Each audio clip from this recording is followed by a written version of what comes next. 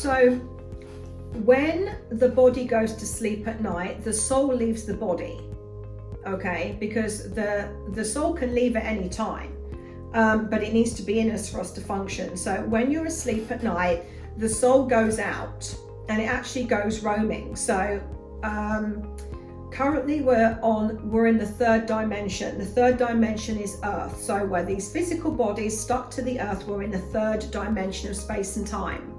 And then we have all the other dimensions, 4, 5, 6, 7, 8, however many there are. So what happens is your body's left in the third dimension when you go to sleep, but the soul leaves the body, so it goes out. Now, every dimension there is, we're only human on the third. So the fourth dimension, we're like a gaseous form, which is why a lot of people say, I was flying. I fly in my dreams, or especially children have that a lot. I'm flying. Not in a plane, but like Superman, you know, like you can go wherever you want to go. You're not restricted. That's because that's the aspect of them from the fourth dimension.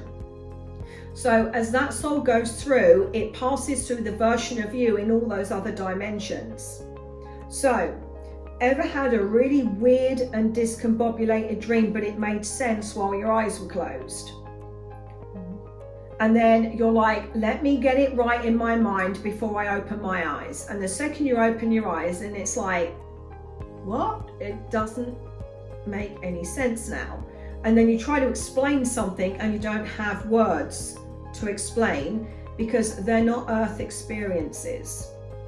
So that's why we get weird discombobulated dreams. Some people wake up and, you know, they're aware that they're somewhere else completely. So somebody said to me once, I woke up and I was at the scene of an accident and I was telling somebody, go back, it's not your time yet.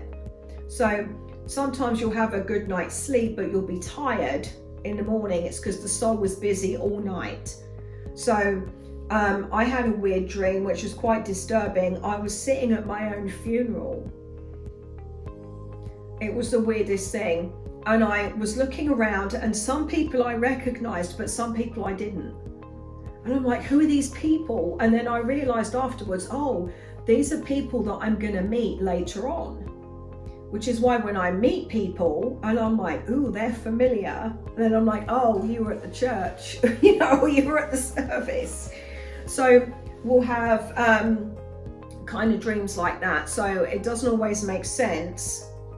They're telling me to make sure I mention about sleep paralysis. I don't know if you've ever experienced it, but you know when you're asleep in the dead of night and suddenly you jump, you know, and it scares you and your heart's like pumping real quick. That's because the body needed to move, but the soul wasn't in the body, so it had to come flying back in. So like a metal tape measure, if you let it go, it would like come reeling back in real quick. So it's called snapback. That's what happens. When that happens, you know, we don't know, wasn't really dreaming of anything at that moment, but it's quite scary, and then you'll be unsettled for about an hour. What sometimes happens is if this happens and you're aware, but you can't move your body, it's because the soul was coming in through the top of the head, but because you woke up before it had integrated all the way down, the soul isn't in this part of the body, therefore you can't move it. So people will get sleep paralysis. Don't try to move. It's the worst thing to do. You've got to just lay there and actually relax. I'm safe. I just need to relax, and then the soul can then come back in. But as soon as the head's awake, and then it can't get in, and it's like, I can't move my body.